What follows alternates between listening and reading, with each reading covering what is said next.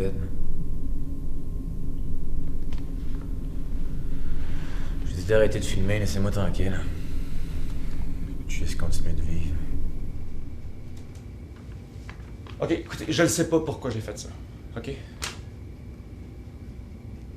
Des fois, je prends un pas de recul, puis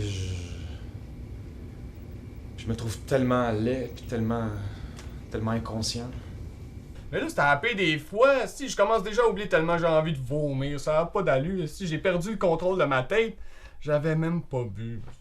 T'es juste ben fatigué, ben tourmenté parce que mon frère venait de me dire. Mais là, c'était la pire des fois.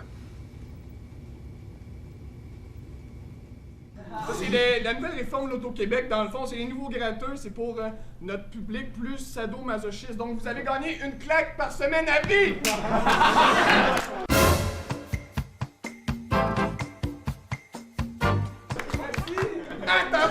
Hey, ça commence tout de suite!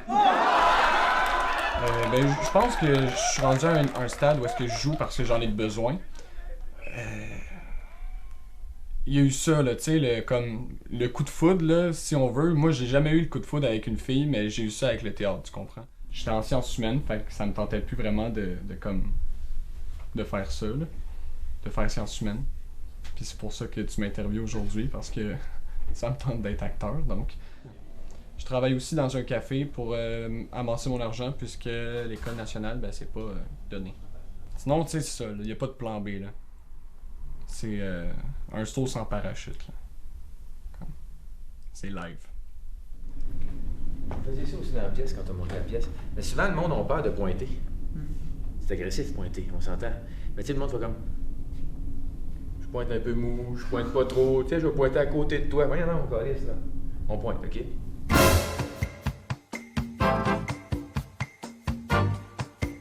Avec assurance. Je veux que jusqu'au bout, je veux qu'il y ait de la rancune jusqu'au bout de ton doigt.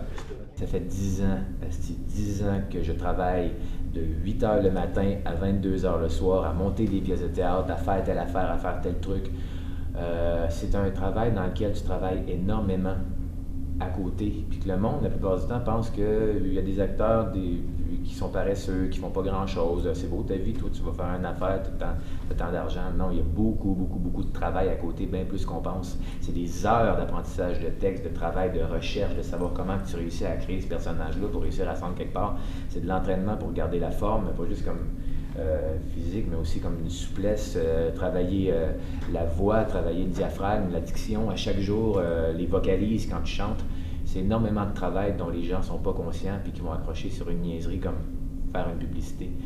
Puis ça représente rien dans une carrière. Déjà, t'es trop relax. Okay, dans ton corps, physiquement, t'es trop détendu. T'sais, organise-toi pour être plus en tension. Ça se passe dans le corps aussi. Il faut que tu démontres. C'est ça qui est dur avec la scène, c'est que tu peux pas être assis comme Mike s'assoirait. OK? Tu peux pas être effoiré de même, être un peu relax parce que dans la vie, t'es un gars relax. Il faut que tu sois dans l'attitude du personnage. L'attitude du personnage, attends une minute, tabarnak. T'es en train de me dire que telle affaire. Tu comprends? Il faut que ton corps suive le propos que tu défends. Ça, c'est bon pour tout le monde. OK? Je pense que la plus belle qualité d'un artiste au Québec que tu peux avoir, c'est la polyvalence. Il y a 90% des gens de l'Union des artistes qui n'arrivent pas à vivre de ce métier-là. Parce que c'est pas pour vrai. Parce qu'il n'y a pas assez de contrats. Parce que c'est pas assez payant, parce qu'ils font juste une affaire, ils veulent juste être comédien ou comédienne. Puis il n'y en a pas de job. Il y en a pas beaucoup. Souvent, on va vous dire c'est comme si c'était dire un texte, mais en mettant des émotions. Je pense que ça veut rien dire, ça.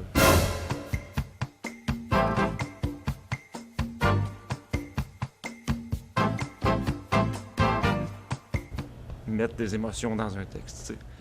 Dès la sortie d'école, quand j'avais pas de rôle comme acteur, je travaillais à écrire des scénarios de courts-métrages, à développer des projets documentaires. Puis très vite aussi, au bout de quelques années, je me suis mis donc à écrire des chansons. Il faut que tu sois proactif, puis c'est souvent en relation avec d'autres ou dans le cadre d'autres projets. Fait que quand les contrats n'arrivent pas, c'est bon d'en générer soi-même des activités de création, même si elles ne sont pas payantes.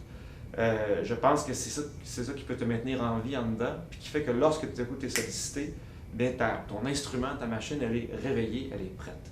Il n'y a rien de pire qu'un acteur qui attend que le téléphone sonne puis qui s'encrasse. Il m'a regardé droit dans les yeux puis il m'a dit « Toi, t'es devenu ce que tu voulais jamais devenir.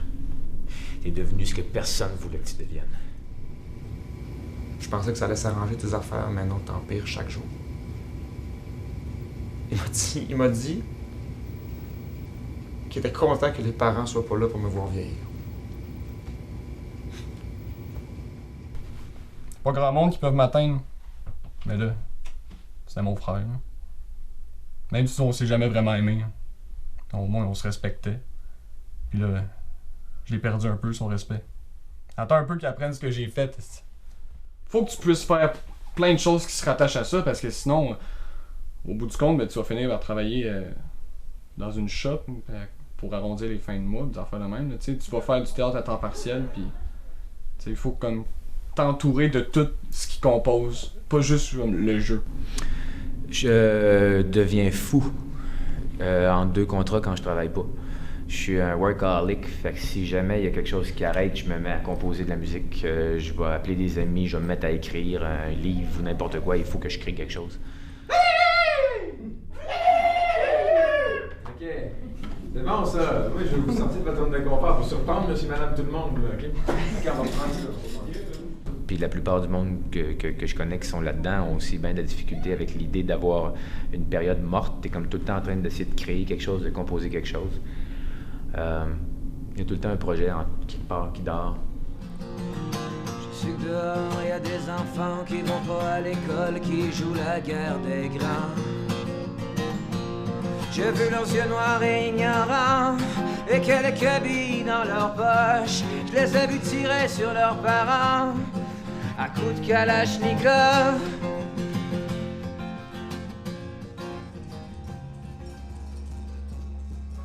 C'est quelqu'un qui montrait à des élèves le bocal vide, puis qui mettait des grosses roches dedans jusqu'à rabat, puis leur demandait est-ce que le bocal est plein. Puis je leur disais ben oui, il y a de grosses roches. Puis là, ben, ils versaient des cailloux plus petits dedans, puis ils remplissaient ça à rabat. Donc les moyens cailloux se faufilaient entre les gros cailloux. Puis je leur disais là, est-ce que le bocal est plein? Puis les élèves disaient ben ouais. Puis là, ils prenaient du gravier, puis là, des petits blocs de gravier coulaient entre les moyennes roches et les grosses roches, puis jusqu'à rabat. Puis là, est-ce que c'est plein? Puis le monde avait compris que, ben non, peut-être tu peux mettre du sable, là, tu remplis ça de sable, ça se faufile entre les grosses roches, puis le reste des roches, puis à la fin, tu peux même mettre de l'eau, puis tu peux toujours en rajouter, en fait. Mais la vraie morale d'affaire, c'est qu'il faut que tu mettes tes grosses pierres en premier. Qu'est-ce qui est important aujourd'hui? Surtout maintenant que j'ai une famille, je pense que, tu sais, c'est sûr que cette grosse pierre-là, elle s'en ira jamais du bocal. Là, en ce moment, je suis en tournée de musique, ça fait, tu sais, j'ai travaillé pendant des années à écrire des tunes, puis à monter le show que je fais en ce moment. C'est pas du théâtre, c'est pas mon métier premier. Mais c'est un projet que j'ai à moi, que je mène à bout, puis que j'ai envie de livrer aux gens le mieux possible.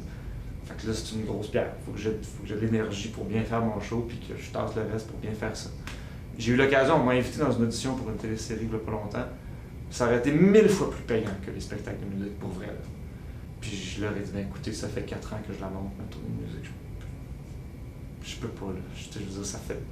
On a 30 shows qui sont placés, il y a des billets qui sont vendus, des salles qui sont pleines, il y a des villes qui nous attendent, qui ont le goût qu'on vienne.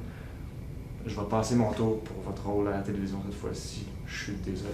T'sais, évidemment que ça me fait un pincement au cœur parce que je vois la quantité d'argent que ça représente, le défi du jeu, c'est mon art, c'est mon métier aussi. Mais là, j'avais mis cette grosse pierre-là, la musique, au printemps, c'était ça que je voulais faire.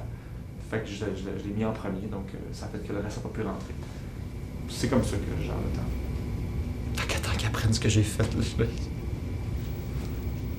ne faudra plus jamais jouer avec moi. Écoute, on va arrêter ça, là. OK. J'ai plus envie de jouer, là. Je peux faire n'importe quoi, mais pas ça. Tout sauf jouer. Tout sauf jouer. Tout sauf jouer. Si la terre cessait de tourner, on pourrait s'aimer comme des anarchistes. Se faire croire que la beauté peut suffire, mais l'horreur est une artiste. L'horreur est une artiste.